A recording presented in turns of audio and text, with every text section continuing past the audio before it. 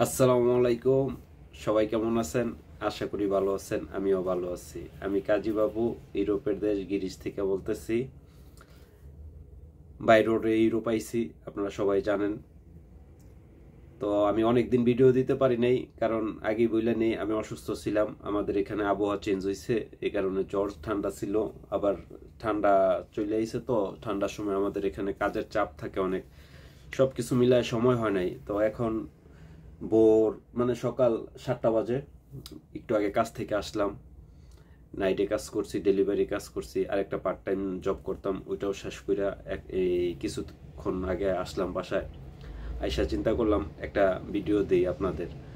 অনেকেই আমার মেসেঞ্জারে আইসা কমেন্টস করতেছে, মেসেজ করতেছেন যে ভাই এই তুর্কির মাফিয়া বিষয়ে একটা ভিডিও চাইতেছিলেন।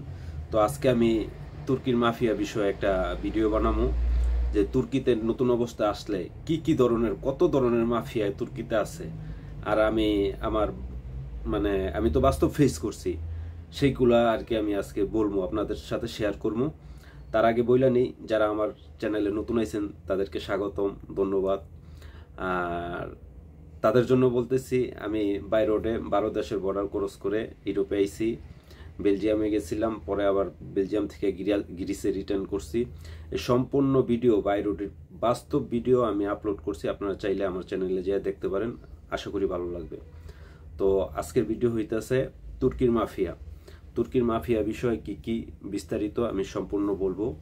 আসেন বলি। বলার কারণ হইতাছে, তুর্কির তেমন কোনো ভিডিও নাই, কারণ তুর্কির মাফিয়া অনেক বিশাল মাফিয়া ছিল। আর তুর্কিতে মোবাইল মানে মাফিয়া মানে একদম নিম্নস্থল থেকে একদম উপরের হাই লেভেল পর্যন্ত মাফিয়া। এই কারণে মোবাইল, টাকা পয়সা, নিজের যান সবকিছু অনেক সেফে রাখতে হয়। প্রথম থেকে শুরু করি। যখন আমি আপনার ইরান থেকে হ্যাঁ, ইরান থেকে তুর্কিতে আসলাম, আমি গত ভিডিওতে আমি দেখাইছি, এর আগে একটা ভিডিওতে দেখাইছি যে আমরা কিভাবে সেফ রুম পর্যন্ত পৌঁছাইলাম। সেফ রুম থেকে সেটাকে বলা হয় তুর্কির বন শহর। আমরা যেই সাইডে ঢুকছি, তখন আমরা জানতাম না যে সামনে এত বড় বড় মাফিয়া আমাদের জন্য বসে আছে। ছেসরা মাফিয়া থেকে হাই লেভেল মাফিয়া পর্যন্ত, বুঝছেন না?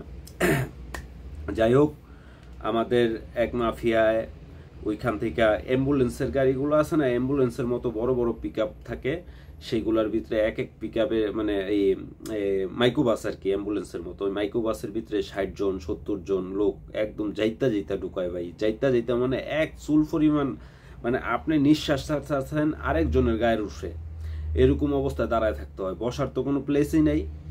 এই ঘন্টার পর ঘন্টা, মনে করেন কয় ঘন্টা, 3 ঘন্টা 4 ঘন্টা এরকম গাড়ি চালাইতেই থাকে। কোনো আর কি রেস্ট নাই, মোতার জায়গা নাই, মানে সরি, মানে এটা ভাই বাস্তব সিন, যেটা আমি পাইছি আর কি, যেটা আমি কইরা আমি এই পর্যন্ত আইছি।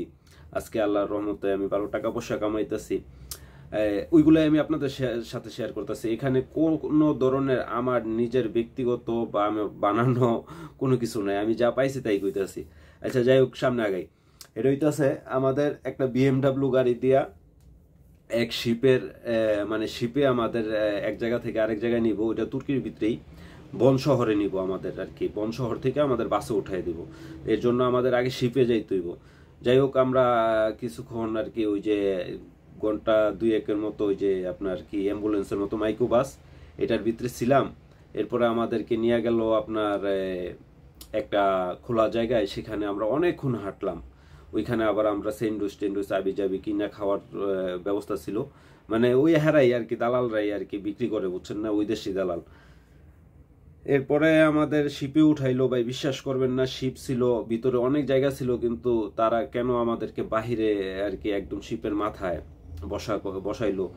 ঢেউয়ের বাড়িতে পানি ছিটাইয়া ভাই, এমনি তো ঠান্ডা, প্রচুর ঠান্ডা ছিল। এর ভিতরে মনে করুন ওইসব পানি পুনি আইয়া পুরা শরীর আমাদের ভিজা মিজা এক অবস্থা হয়ে গেল। আপনাদের আমি এই আর কি এই মাফিয়ার কাহিনীটা কম, সম্পূর্ণ ভিডিও দেখেন।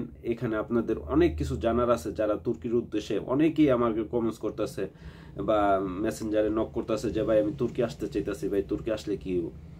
ভাই তুর্কির আগে কাহিনী শুনেন, এরপরে আমি লাস্টে তা কইতাছি যে তুর্কিতে আসলে কি হইব, বা আসলে লাভ হইব না লস হইব। এটা আর কি আগে পুরা ভিডিও দেখেন।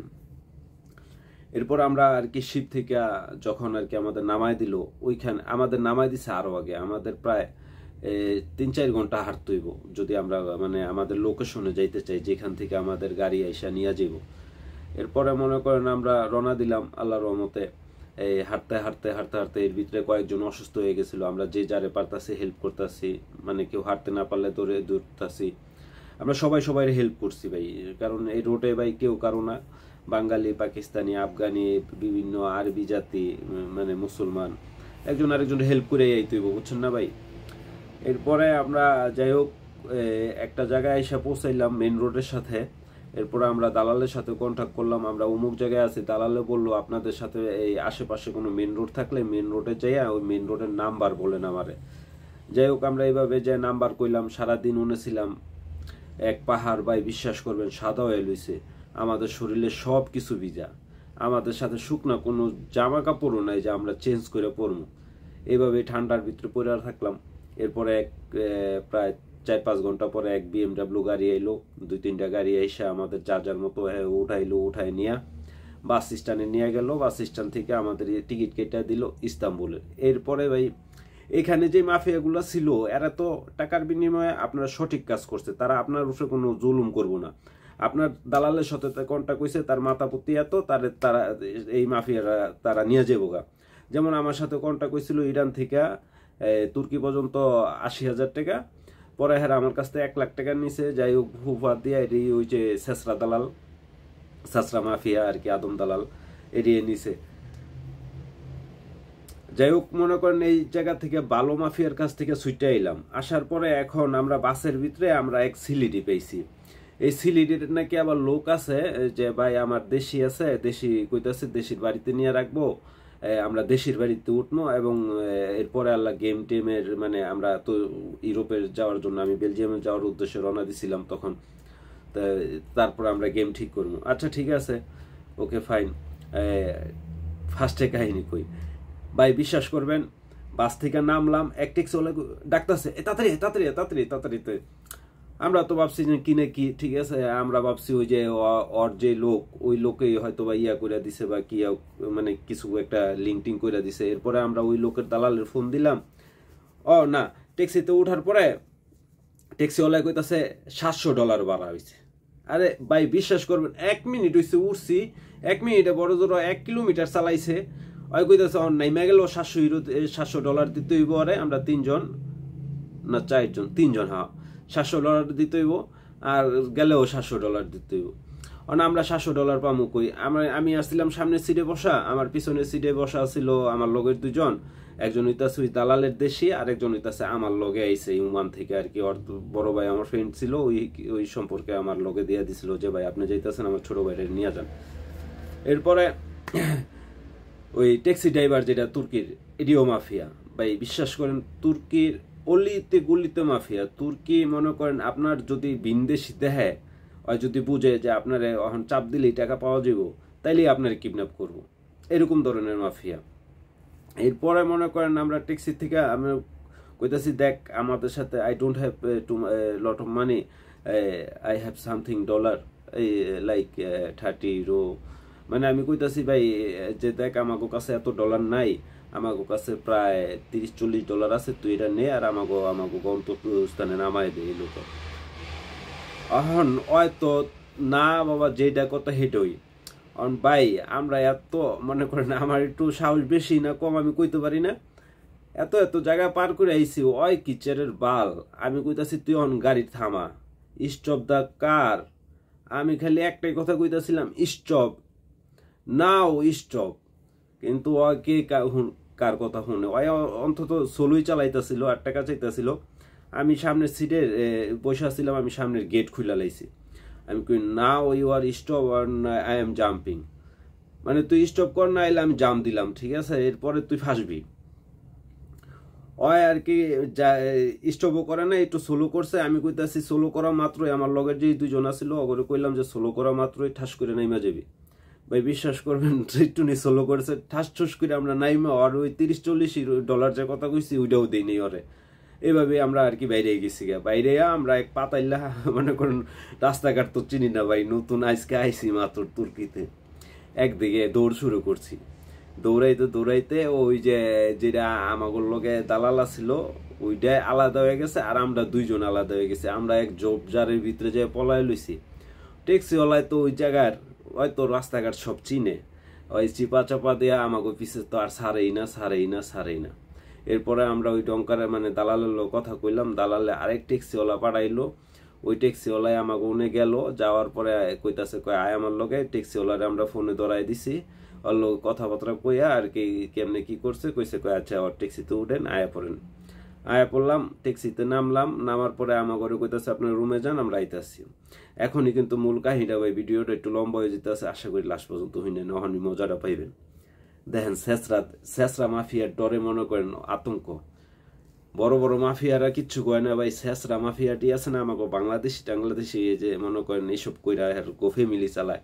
যদি আমার এই ভিডিও দেখে তাহলে ওই বুঝবো যে তো ওই কি আকামটা করে। এই টাকা পয়সা যে হারাম পথে টাকা পয়সা কামাইয়া ওর ফ্যামিলির যে খাওয়ায়, এটি কি ওর ফ্যামিলি কি ওর এই পাপের বাগি লইব? আমি ওর গাইলেইছি ভাই, ঠিক আছে। আমি গ্রিসে আওয়ার পরে ওই আপনার এই যে দালালের কথা কমু মানে মাফিয়ার কথা, এই মাফিয়ার আমি ফোন দা গাইলেইছি। যাই হোক, এরপরে ওই আমাকে রুমে পাঠাই দিল। আমরা আইলাম রুমে, আইসা মনে করেন গোসল টোসল করাইলো, ডাইলার ভাত দিল, খাইলাম।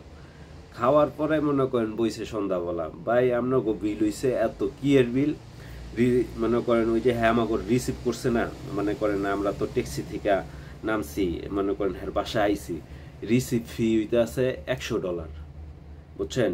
হ্যাঁ আমাকে যে ওই যে ট্যাক্সি থেকে রুমে আনছে এটার লেগে $100 দিতে হইব। এরপরে হইতেছে আপনার ওই যে হ্যারানে খাইছি, এক রাত থাকছি, এটির লেগে টাকা। এমনি মনে করেন হ্যাঁ আমাকে জন প্রতি $360 না কত, আর হইতেছে হ্যাঁ $350 খালি ওই আপনার ট্যাক্সি ভাড়ার কথা কইছে, যে ট্যাক্সি ভাড়া আপনাকে $700 এটা দিতে হইব, আর এনে রিসিভের $100। এমনি এক একজনের কাছে 70-80 হাজার টাকা ভাই বিল বানা লাইছে। আরো কি কয় জানেন, কয় ভাই আপনার করে কি আমি উপরে আমার রুম আছে বুঝছেন, ওই মনে করেন রুমে নিয়ে আপনার করে বাইন দেখি আপনার ফ্যামিলির ফোন দিয়ে কি টিয়া পয়সা চাইছি, এরই কয়, বুঝছেন। এমন ডর দেখায়। পরে লাস্টে দিয়ে আমাকে এই 570 ইউরো না কত ইউরো করে আমাকে মানে একজনের বিল আইছে। আমরা 300 টাকা করে দিয়ে হ্যান্তে বাইরে আইছি।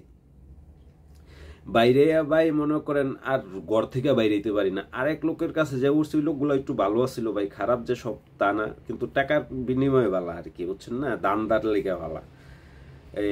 হেরা করলো কি মানে ওই জায়গায় ভাই তুর্কির এক কথায় কই, তুর্কির ট্যাক্সিওয়ালা থেকে শুরু করে তুর্কির সাধারণ নাগরিকরাও মাফিয়া। যদি তারা বুঝতে পারে যে আপনারা আটকাইলে টেয়া পাইব, তাহলে নগদ আটকাইব, আটকাই আপনার কাছে জিম্মাদারি করব। আর একটা কাহিনী হইতেছে, মনে করেন তুর্কিতে বিভিন্ন মেয়ে মানুষ থাকে, বাঙালি মেয়ে, বিভিন্ন দেশের মেয়ে, তারা আপনার সাথে ফোনে কন্ট্যাক্ট করব, কন্ট্যাক্ট করার পরে আপনার ডাকবো, ডাইকা নিয়ে বাড়িতে নিয়ে মনে করেন কট দিব, বুঝতেই পারছেন যে কি কট দিব। এরপর আপনার ফ্যামিলির থেকে দেশের থেকে মাইরা কাইটা টেয়া নাইব। এই হচ্ছে তুর্কি। আর পথে পথে মাফিয়ার সিলিটিরা করে মনে করেন ঘরের ভিতরে ঢুকাইয়া মাফিয়াগিরি, আর রাস্তার ভিতরে তো আছে। আর ওই যেটা বড় মাফিয়া, এটার মনে করেন আপনার কোনো সমস্যা নেই, আপনি যে কন্ট্যাক্ট করে ঢুকছেন এই কন্ট্যাক্টের টাকা দিয়ে দিবেন, কোনো সমস্যা নেই। এই ছিল তুর্কির মাফিয়ার কাহিনী। আর বর্তমানে যে আরেকটা বিষয় কইবার চাইছি, যে তুর্কিতে যারা আইতে চাইতেছেন ভাই, তুর্কিতে যারা আইতে চাইতেছেন বিভিন্ন দেশ থেকে, তুর্কিতে হয়তো আসতে পারবেন, কিন্তু তুর্কি থেকে বের হওয়া ভাই প্রচুর কষ্ট হয়ে যাব। কতদিনে বের হইতে পারবেন, কয়টা গেম মারার পরে বের হইতে পারবেন আল্লাহ পাক কি জানে। কারণ আমি গ্রিসে আছি, আর গ্রিস থেকে মানে তুর্কি থেকে যদি কেউ ঢুকে গ্রিসে, সর্বপ্রথম এদিকেই আসতে হয়। সেই ক্ষেত্রে বললাম যে ভাই এখন অনেক রিস্ক হয়ে যাব। তুর্কি দিয়ে না ঢুকে অন্য দিকটা যদি পারেন লিগেল ওয়েতে বিভিন্ন ওই সাইপ্রাস বা সার্বিয়া, বোসনিয়া, আলবেনিয়া এইসব দেশে যদি একটু টাকা বেশিও যায়, আমি সাজেস্ট করতেছি ওই সব দেশে ঢুকলে আপনার লাইফ খারাপ হয়ে যাব। যদি আপনার 20 লক্ষ টাকাও খরচা হয়, আশা করি যদি আপনি মেহনতি হন তাহলে এইসব টাকা কোনো টাকা না, ইনকাম করতে পারবেন। এই পর্যন্তই, বেশি বড় হয়ে যেতেছে ভিডিও, আর লম্বা করে লাভ কি, আরেক সময় বানামুনে কিছু কমুনে। তো সবাই ভালো থাকবেন, ভিডিও ভালো লাগলে লাইক করবেন, কমেন্টস করবেন। আজকের মতো এখানে, আসসালামু আলাইকুম, সবাই ভালো থাকবেন, আল্লাহ হাফেজ।